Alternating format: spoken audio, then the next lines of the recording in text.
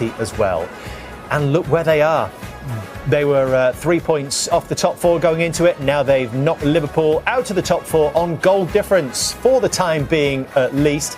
Manchester City there still in second place, 6 points behind. Arsenal have a chance to extend that lead over City to 9 points when they go to Forest later. Aston Villa could still have a say in this title race as well. Don't forget they are at home to Everton tomorrow.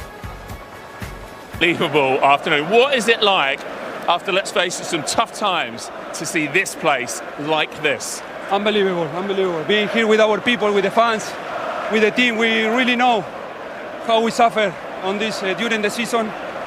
But the only way is putting the face here and showing who we are. And I think today it was the best moment to do it. And I think the team, not just the players who were on the pitch, but also on the bench, the staff, everyone was part of that. Is the togetherness you feel with the fans, the energy that's here right now, just maybe the best you've known it? Absolutely. I think one important thing that Michael Carrick said, he said, use the energy of the people. And today I think we did it, and when we are together like this, it's impossible to lose at home. Brian, is it your most special day so far in the red shirt? Yeah, I think it's one of them. Obviously, scoring in front of this stand is unbelievable. In a derby is even more. And like Licha said, the atmosphere. We used the energy of the fans today, and this place was unbelievable today. What's it been like for you in the last sort of week or two? You obviously have the pride of going away and representing your country, and while you're there and you come back, everything's changed. Yeah, obviously. When I came back, a lot of things changed, but I think we have a very good group.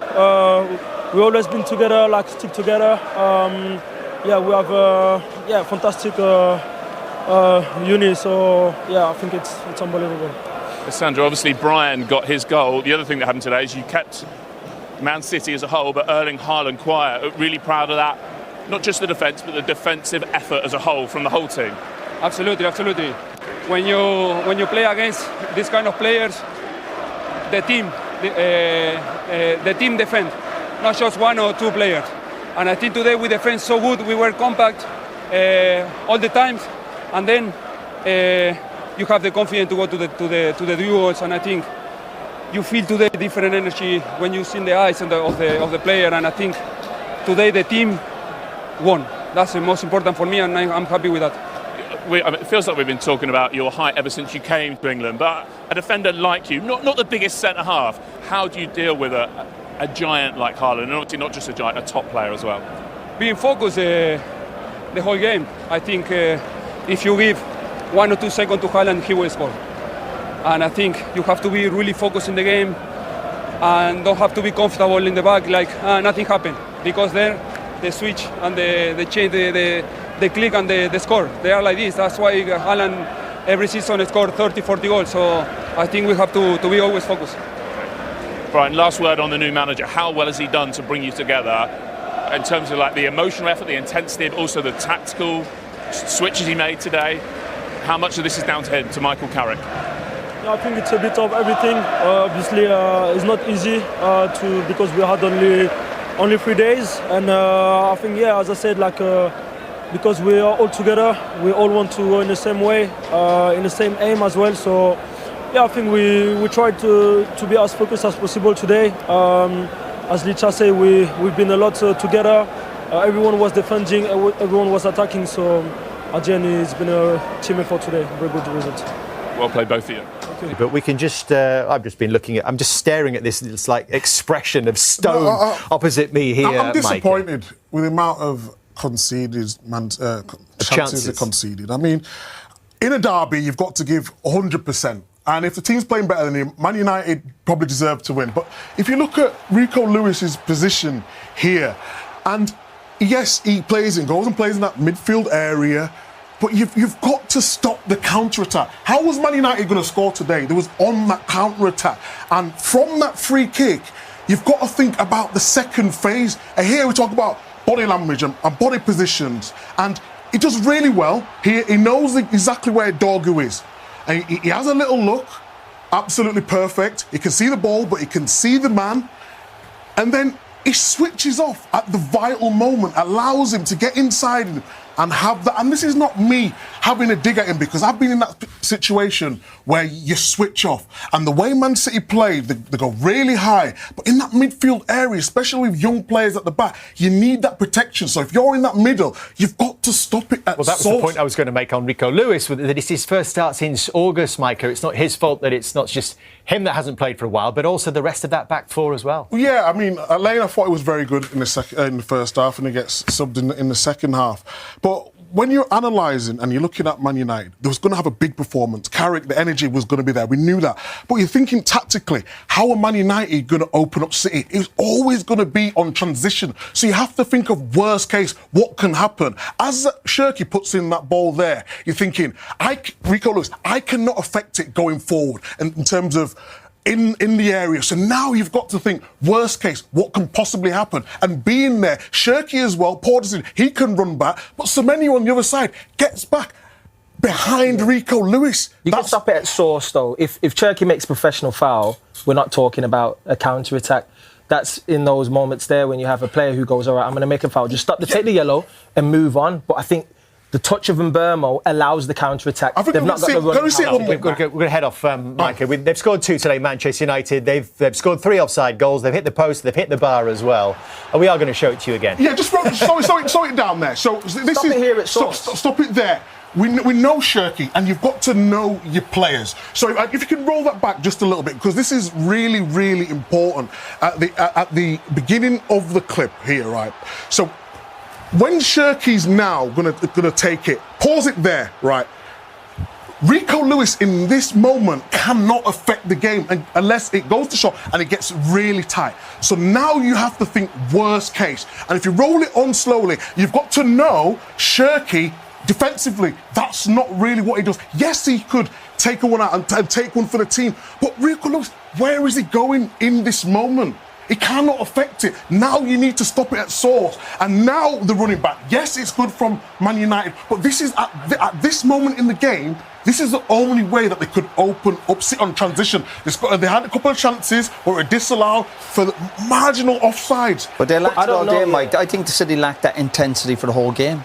I can't give that to Rico Lewis. For me, I think stop it at source. If Cherky makes a professional foul there and takes a yellow card, there's no chance.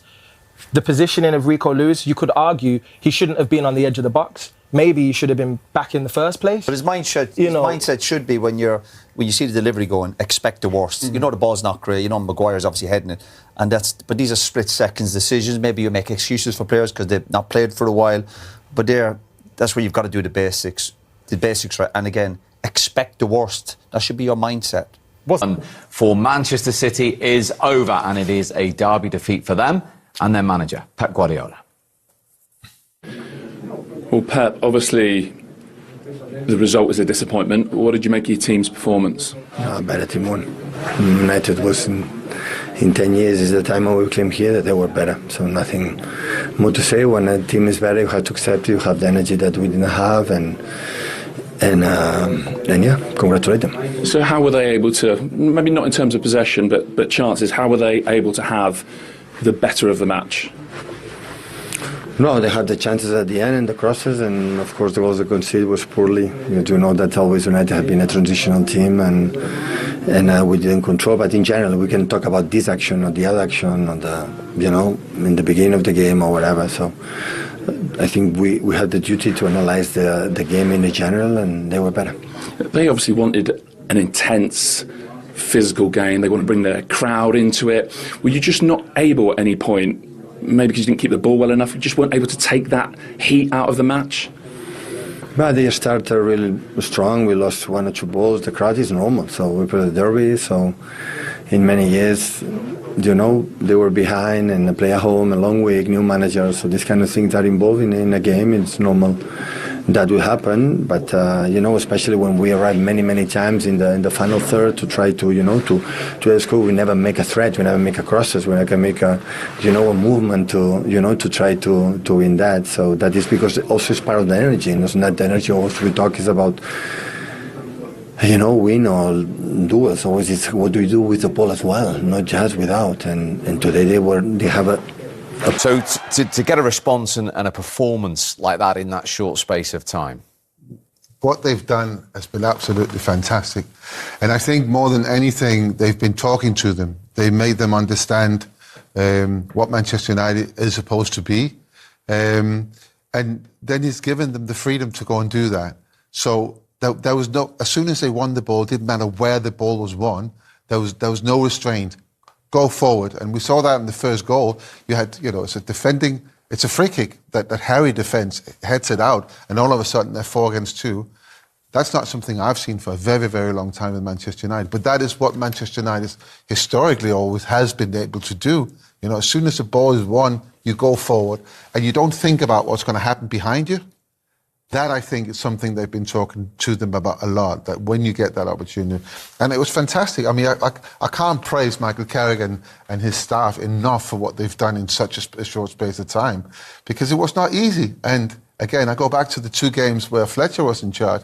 There was no difference. You couldn't see a difference with the same players. Today, it was 2 different worlds. It's just, if they could keep this up, I'm just looking at the fixtures left, The Champions League is one game and you dream it. One thing Michael did say was, I've told the players to enjoy it. We're playing for Manchester United, you're playing at Old Trafford here. And you saw a smile on not just the players, but the supporters' face again today, Michael. Yeah, but you can't. Enjoyment is a byproduct. You don't go onto the pitch thinking, I'm going to love this today. Winning, you only enjoy it if you're winning, if you're scoring goals, if you're breaking fast. I mean, the pace in that Manchester United team now, they got, Peter said about direct, they were looking forward, but you can do that when you've got pace up front. And everywhere you look, there was players wanting to run forward. And then you get 1 or 2 players on the ball. They like to press high. They like to keep every player up high to sustain attacks. But then when you find yourself defending, it's either an offside or one-on-one. And you can't get that right every time.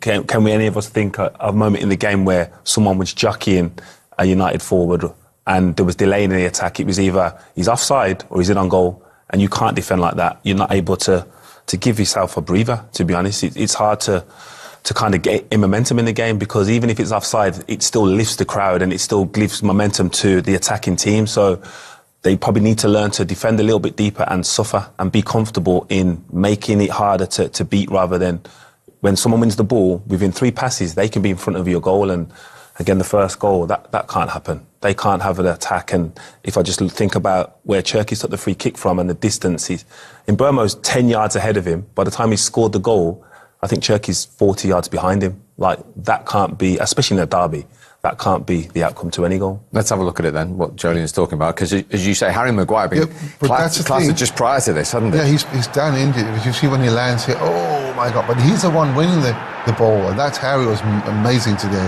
He was a reason for the clean sheet. But this is fantastic by Bruno. He runs and runs and runs. And you ask the questions of the 2 defenders. What are they going to do? Are they going to stop and attack him? Or are they going to go with Mbeumo or with Ahmad on the right?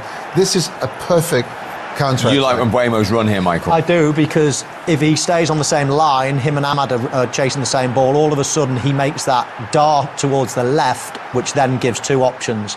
Kusanov, I don't know. In fact, the 2 centre-halves for Manchester City are way too narrow. I'm sure Jolien will go on to that. But the pace of the pass from Bruno, the way he just let it come... See, there's the dart. That then is the catalyst. That's then the game changer of that attack. And all of a sudden, he doesn't even have to take a touch. The ball is played perfectly.